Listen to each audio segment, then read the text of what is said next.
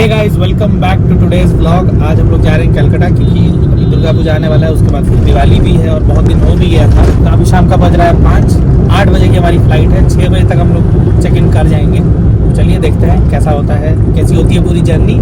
So let's start today's vlog.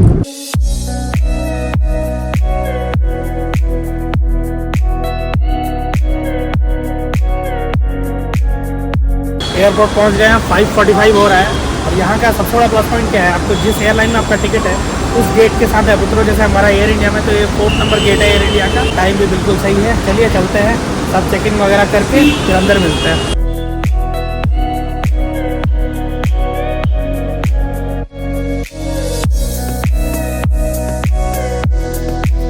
Luggage के बाद ही मेरा ध्यान गया इस पर, जो कि है मनी एक्सचेंज इंटरनेशनल ट्रैवल के लिए, और उसके बगल में था सिक्योरिटी चेक करवाने के बाद हम लोग अंदर आ गए। बहुत ज़्यादा भीड़ अंदर नहीं थी।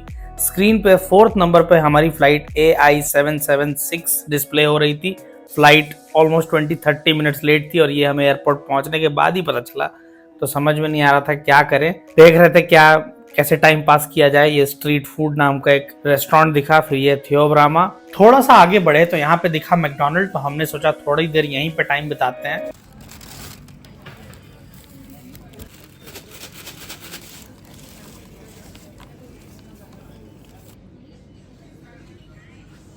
हम लोग अभी हैं मैकडोनल्ड में और मुझे लग रहा है मैकडोनल्ड यहाँ पर नया खुला है। अभी हम लोग की फ्लाइट 8 बजे ऐसे थी पर 8:35 हो गई है, आधा घंटा डिले हो गई है। अब हम लोग को समझ नहीं आ रहा था क्या किया जाए। भूख भी लग रही थी तो हम लोग आ गए फाइनली मैकडोनल्ड में। बहुत दिनों बाद ट्राई कर रहे हैं वेज रैप। सॉरी, मेरा चिकन रैप है, मम्मी का वेज रैप है। बोर्डिंग गेट पीछे ही है, बस ये फिर खत्म करके। अच्छा, एक चीज़ और मुझे शेयर करना था कि हम लोग जैसे ही एयरपोर्ट में घुस रहे थे ना, तो वहाँ पे बहुत लंबी लाइन थी। मुझे याद आया कि डीजी यात्रा भी तो होता है, तो डीजी यात्रा में मैंने लॉगिन कर लिया। कुछ अपना बेसिक डिटेल्स वगैरह डाल के बोर्डिंग पास जैसे आप अपलोड कर देते हो, डीजी यात्रा की लाइन एकदम खाली।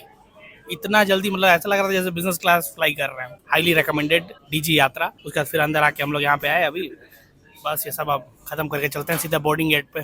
फाइनली हम मैकडोनल्ड से निकले। मुझे यहाँ पे दिखा बुक सेट्रा। जनरली बुक्स मैं पढ़ना चाहता हूँ फ्लाइट में, पर बहुत बार मौका नहीं मिलता क्योंकि कोई ना कोई कंटेंट एडिट करने के लिए ऑलरेडी अवेलेबल रहता है मेरे पास, या फिर मैं कोई मूवी देख लेता हूँ। ये रहा अदानी लाउंज।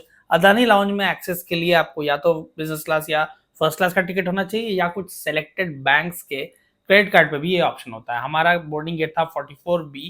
मुझे एयर इंडिया और विस्तारा का अच्छा ये लगता है कि ये लोग सीट वाइज बोर्डिंग शुरू करते हैं। उससे क्या होता है, बहुत ज्यादा केओस नहीं होता है। Seat number 10 to 32 kindly go ahead for boarding. क्योंकि जब सीट वाइज बोर्डिंग नहीं होता ना, तो बोर्डिंग गेट पे बहुत रश हो जाता है। सब लोग लाइन में लगने लगते हैं कि नहीं पहले मैं।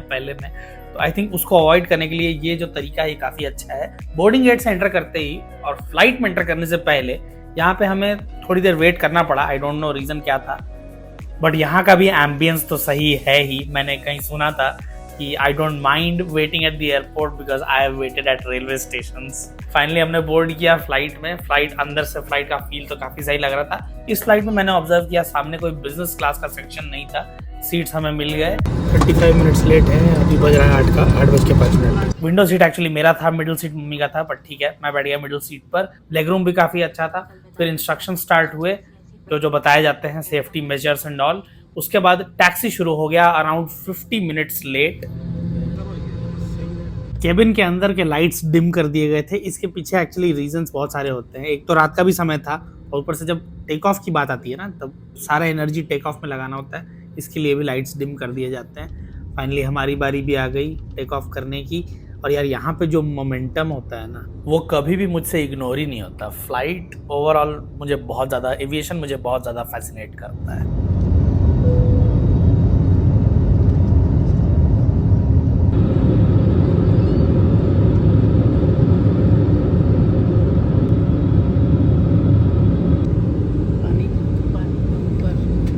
जैसे हम आसमान की ऊंचाइयों में पहुंचे तो हमें मील भी सर्व किया गया। वेज मील लिया था हमने। मैंने अपना बॉक्स जैसे ही खोला तो उसके अंदर ये सारी चीज़ें थी, जिसमें ये रैप किया हुआ कुछ दिख रहा था। तो इसको मैंने जैसे अनबॉक्स किया तो इसके अंदर से एक सैंडविच निकला। Most probably this was a coleslaw sandwich. Although I was full but still मुझे देखना था कि क्या क्या है बॉक्स के अंदर। That's why I opened it. इसमें मिष्टी दोई, ये Amul gold creamer for T और कॉफ़ी, शुगर। मैंने सैंडविच का एक बाइट लिया। टू टेस्ट एंड रिव्यू या अपना एक्सपीरियंस शेयर करने के लिए, पर एक बाइट में कुछ समझ में ही नहीं आया तो दूसरा बाइट लेना पड़ा और दूसरे बाइट के बाद ठीक ठाक था इसका टेस्ट। बाकी बॉक्सेस हमने खोले नहीं क्योंकि ऑलरेडी एक्चुअली मैकडोनल्ड में हमने जो मील खाया था वो ऑलरेडी बहुत ज़्यादा हेवी था, उस समय समझ में नहीं आया, बाद में समझ में आ रहा था। मम्मी को भी एक बाइट में क्लियर नहीं हुआ कि एग्जैक्टली इसका टेस्ट कैसा है। फिर टी और कॉफ़ी सर्व हुआ। मुझे एक्चुअली इस एयरलाइन का अच्छा यही लगता है कि कॉम्प्लीमेंट्री मील्स होते हैं। मैंने लिया ब्लैक कॉफ़ी, एक्चुअली मैंने कॉफ़ी बोला था उनको तो उन्होंने मुझे ब्लैक कॉफ़ी दिया और क्रीमर शुगर ये सब मेरे पास था, पर मैंने ये सब कुछ नहीं डाला। I like black coffee as it is. फिर डिसेंड शुरू हुआ अराउंड 1.5-2 घंटे बाद। फ्लाइट में बैठे बैठे मैं सोच रहा था कि क्या किया जाए। एक्चुअली विस्तारा का प्लस पॉइंट क्या होता है, विस्तारा वर्ल्ड का पूरा एक्सेस मिलता है, पर यहाँ पे वो नहीं था। मूवी के नाम पे तो बॉर्न आइडेंटिटी और टॉप गन, ये दो मेरे अमेजॉन प्राइम डाउनलोड्स में हैं पहले से, पर ये दोनों मूवीज़ मैं अभी तक देख नहीं पाया हूँ।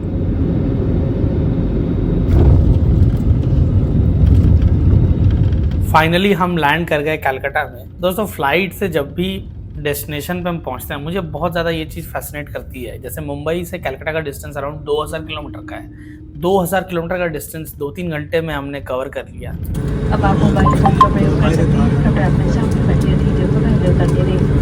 चैनल की कृपया अपने स्थान पर ही बैठे रहिए।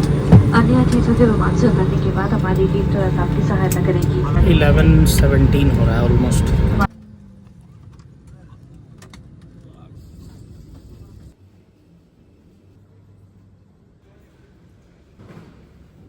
फाइनली हमें हमारा लगेज भी मिल गया। थोड़ी देर वेट करना पड़ा, बाहर निकल के हमने उबर लिया। और यार एक कलकत्ता शहर का पूरा माहौल देखो, दुर्गा पूजा का टाइम है ना, अभी रात के 1-1:30 बजे भी पूरी चकाचौंध है।